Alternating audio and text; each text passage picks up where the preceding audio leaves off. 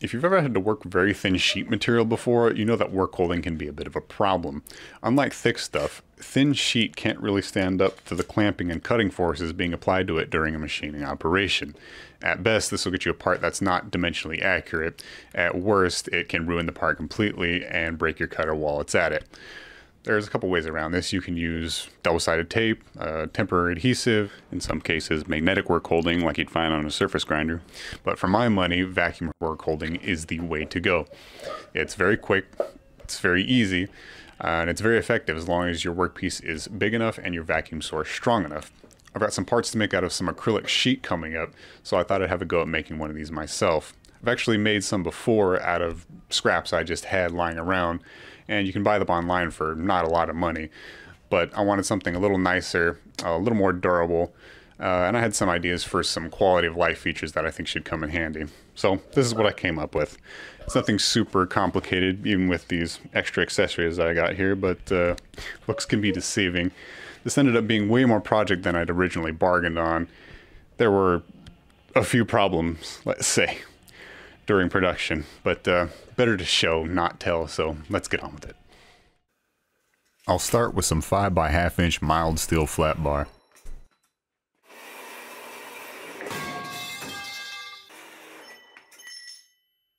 Why am I facing off one side with the surface grinder to start with? I don't remember, which probably means it wasn't for very good reason.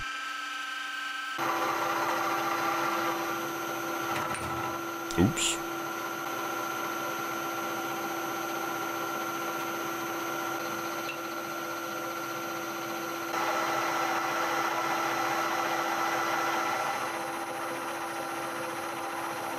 With the stock cleaned up, I can start drilling and counterboring the accessory and vacuum holes in the top.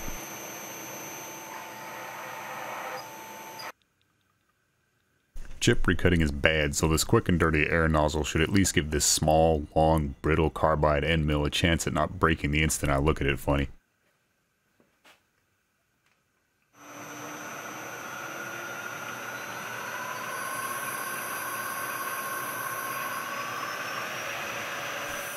I should probably stop stressing out about routing these channels and just make peace with the fact that I'm probably going to break this cutter, which I did 3 times. Hence the color change. This old end mill will make a convenient piece of stock to make a small trepanning tool that I can put into the boring head.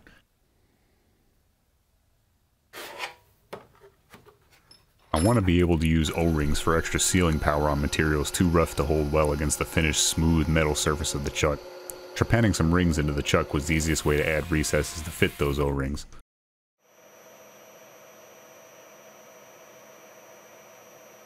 It was around here that I realized my lack of planning was coming back to bite me. The suction pads are spaced at 1 1/3 inches, but the accessory mounting holes are spaced at 0.75. I need to drill in from the side to meet the vacuum holes in the middle of the stock, but I can't because some of the mounting holes are in the way. And after factoring in the depth of the rings I just cut in the stock, there's little room for error in drilling those holes. If I end up drilling at even a slight angle, the drill will start to break through either the bottom of the chuck or the rings on top. I could probably drill accurately enough for that to not be a problem, but the hole spacing issue is more than I care to deal with. Instead, I'm just going to make a second plate to route vacuum under the first. That also gives me an excuse to try out these new stub-length cobalt roughers, which, after spending plenty of quality time breaking the thin carbide ones, feel practically invincible in comparison. And this is about where I discovered that the recommended drill size for a given thread tap is a rough guideline at best. I almost immediately chipped the teeth on this 1032 hand tap when using the recommended size. I figured it was kind of an old tap, maybe just dull, but then I broke the teeth on a brand new spiral flute tap within 3 holes.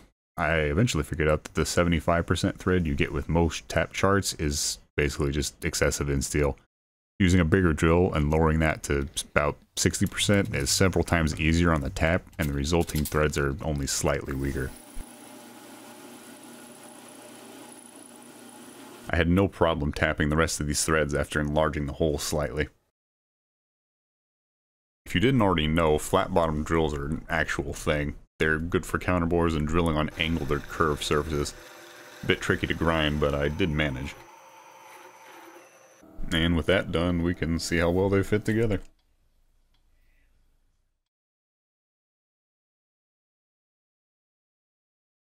Almost done at this point, just need to trim them to fit the sides together.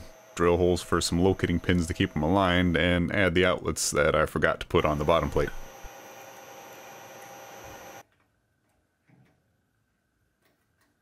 But alas, tragedy strikes. Luckily, the broken piece held together well enough to be carefully tapped out. Be really sure you've got every last broken piece of tap out of a hole before trying again. I wanted to make some accessories to help quickly and repeatedly align stock on the chuck, but I never ended up using these particular ones since I came with better versions before I was done. I've been wanting to try pack carburizing parts for a while, and I have a small kiln that's been sitting around for longer than I'd like to admit for that exact purpose. This would be something of a learning experience, and that will become very obvious soon. The process is basically to just put your parts into a container full of carbon-heavy material, charcoal briquettes in my case, get the whole thing really hot for a few hours, and then the packing material will decompose partly into carbon monoxide. The carbon monoxide then does some high temperature chemistry stuff that ultimately results in carbon being absorbed into the surface of the steel. The hinges on my kiln aren't put on quite right, and there's a noticeable gap when the lid is closed. This thing already takes forever to get up to temperature, so I don't need to be losing any heat through that.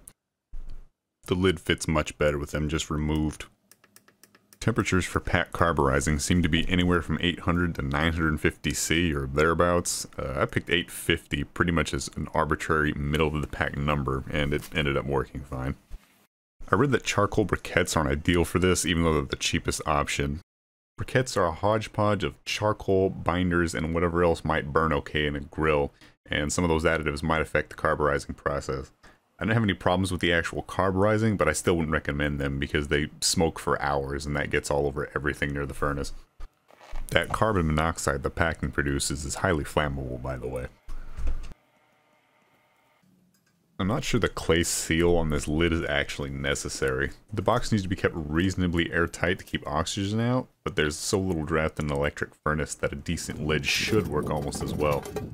I did lose a little packing material in the process, some of which is expected. I may be burning more than I should though.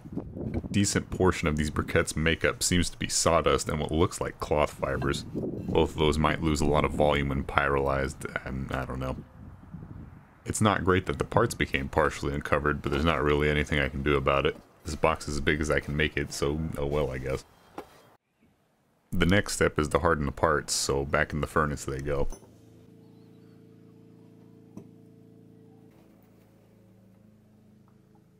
And back out they come when I realize I need some way to grip these with the tongs once they're red hot. I wasn't super confident in how much carbon these things had actually absorbed, so I opted to go with the harshest quench I could manage. Adding a generous amount of salt to the quench water breaks up the steam layer that forms around the hot part, resulting in even more rapid cooling than just water alone.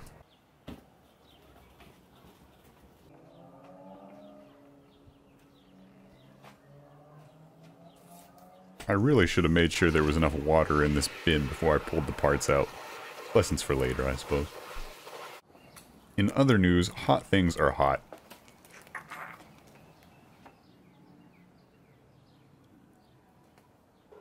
These look good and all, but how hard are they? According to this file, very. Okay, a bit of a win and a fail here. On the one hand, this did harden successfully, but on the other, it warped pretty bad. See if I can show you this here. Let's see, what is that?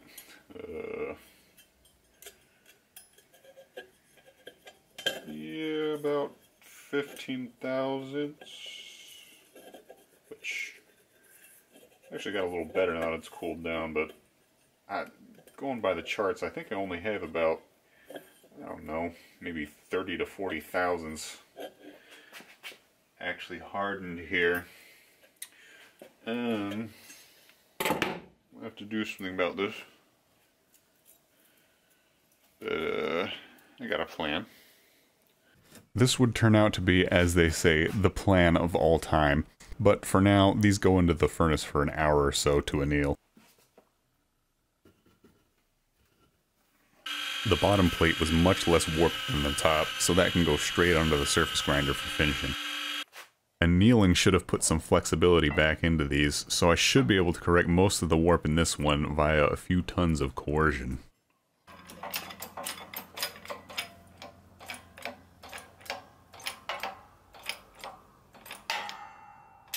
Those popping noises probably aren't anything. Also, wow, this thing is really springy now. I'm really putting some weight on this thing and it's just not deforming.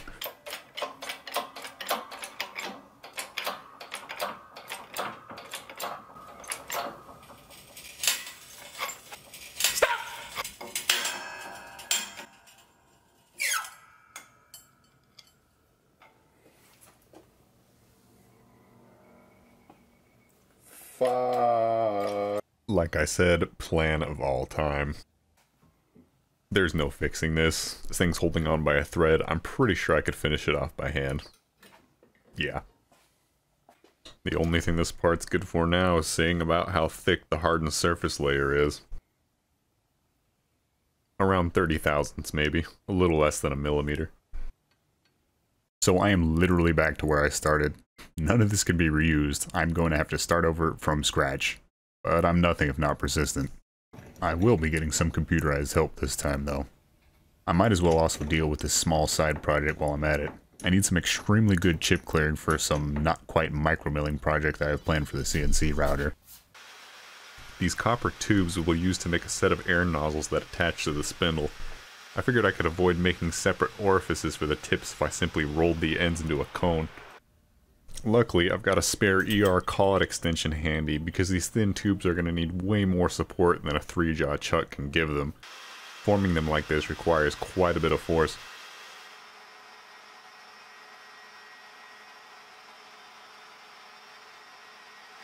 That actually worked extremely well.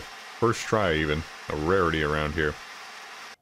Now I can bend them into shape a bit and epoxy them into a 3D printed assembly. This can just be stuck on the magnetic accessory ring I've got on the router spindle, which itself actually needed some repairs.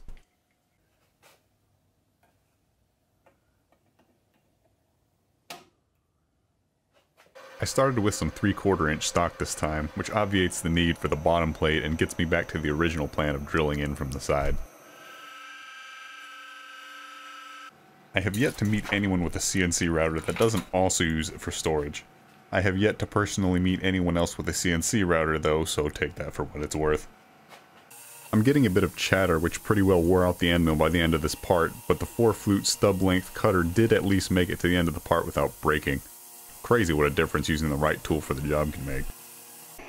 As a bit of cope for the genius move that snapped the last one of these in half, we engaged in a bit of retail therapy and got a tapping head to hopefully save me quite a bit of time on parts with a lot of threaded holes like this. Unfortunately, this one doesn't work. It's normal for these things to float a little bit so they can self-align with the hole, but this one won't actually run concentric even if forced. It broke the not exactly cheap tap I got brand new just for this job instantly. I checked to make sure the ARP wasn't bad, but that had very little run out, so I was stuck waiting for an exchange. Not having the patience to sit on this project for yet another week, I ended up just tapping the dozens of holes this thing has by hand. I figured I could just run the 2-flute spiral point tap freehand. I'm the goat of hand tapping at this point, so despite not being recommended, I shouldn't have too much trouble. I broke the second, not exactly cheap tap I got brand new just for this job instantly. One of the spare hand taps I keep handy managed to survive threading all of the accessory mounts, but I only had the spiral point taps in the 632 size. I made a simple guide block with a hole the same size as the tap to keep it perpendicular and had no trouble threading all the plugs on the pads with it. Similarly, the screw holes for the rail that will be attached to the side gave me no trouble.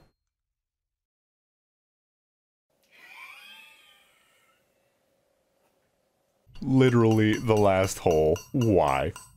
I at least lucked out again and managed to unscrew the broken piece with some precision violence.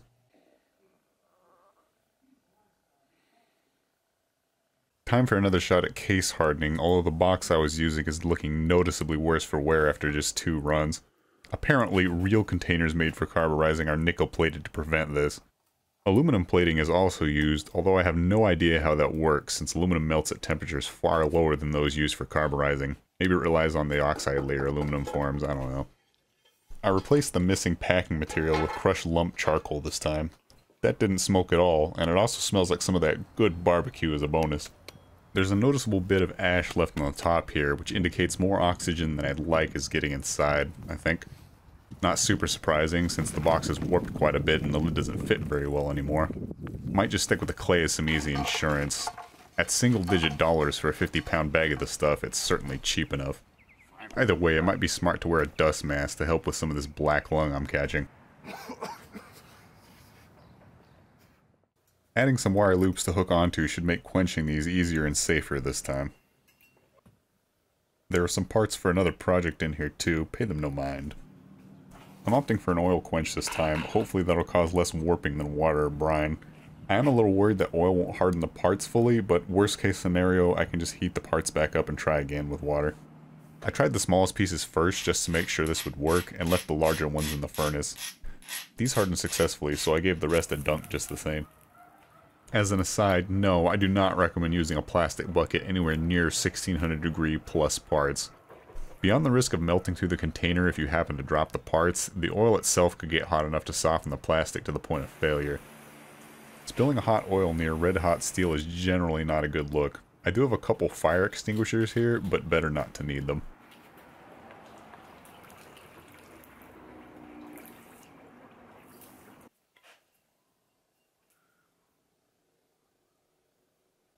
It's too bad I can't keep the finish on this other part. It looks pretty dang good.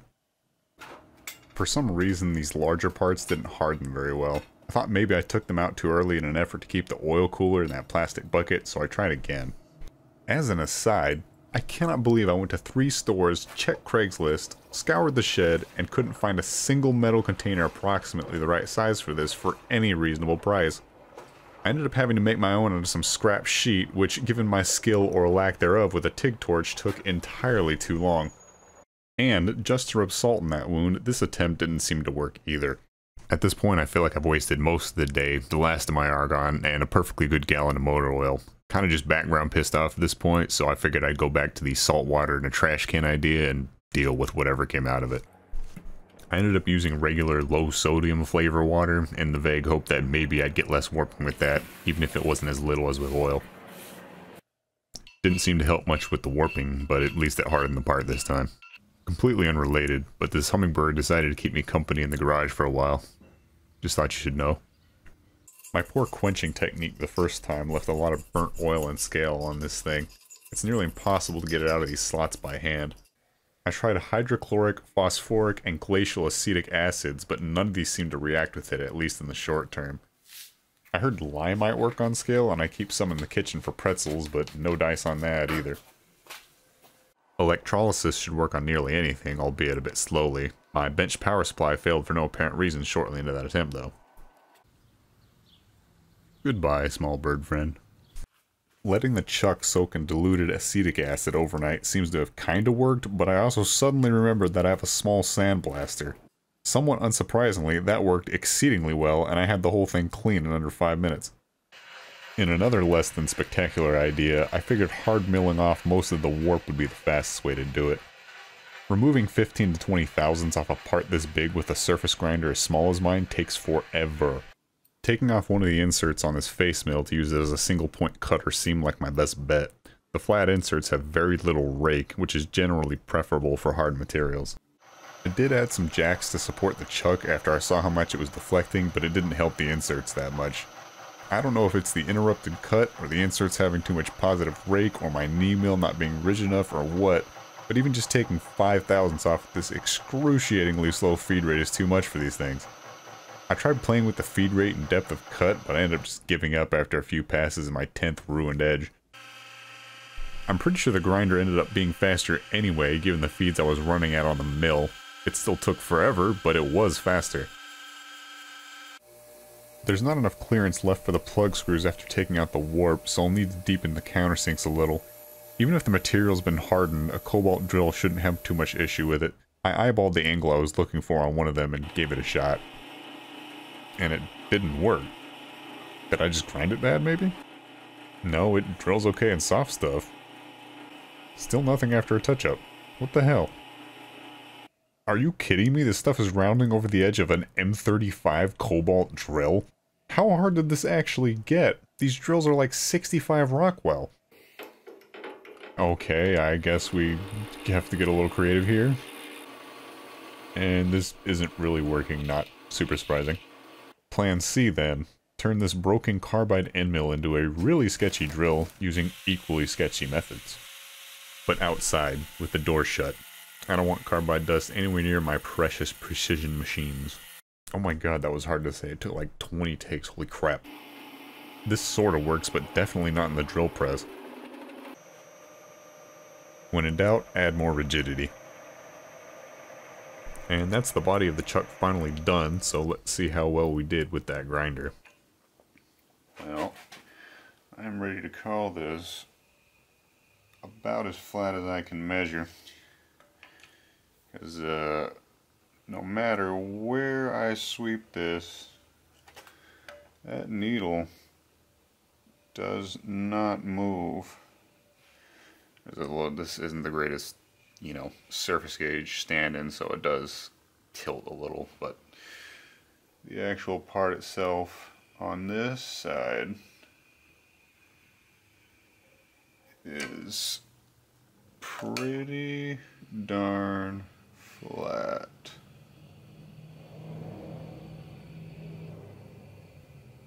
Easily within half a tenth across its entire surface. That's pretty good.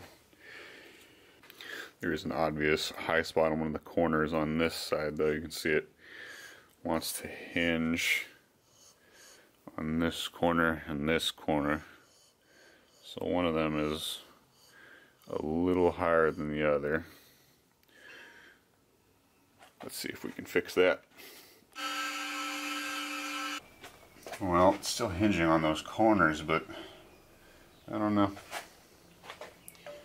Either way, it's way better than I could ever realistically make use of with my machines.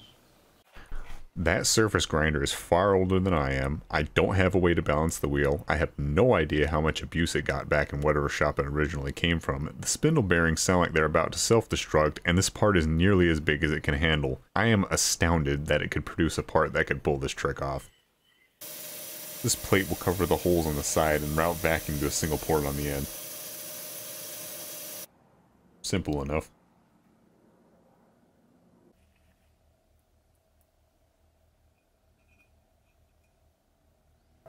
These ones came out with virtually no warp at all, because of course they did. These accessory pieces need little other than to be ground flat. I never really thought about the fact that it would be hard to find a quarter flare to quarter 20 thread adapter when I chose to use that thread for the vacuum port, so I ended up just having to make my own. This is as tedious as it looks, but these edges are sharp enough to cut skin, and I don't fancy getting blood all over my router.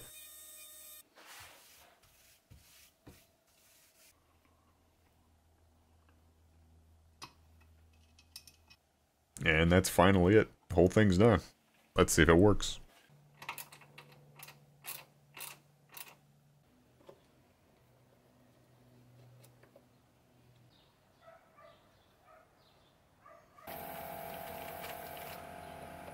These accessories were mostly intended for circuit boards. They can hold the board off the surface of the chuck for drilling and routing of the outline, while the edges and an additional pin in one of the threaded holes provide alignment for isolation routing, with the board held flat on the chuck.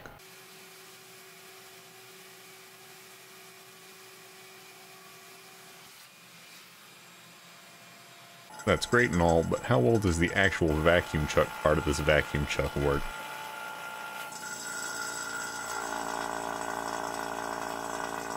Even without a gasket, pretty well. Certainly enough hold for the tiny cutters I'll be using, which is good because the O-ring grooves don't really work anymore with how much I had to take off to correct the warp left over from that heat treat disaster. Well, that was fun. I think.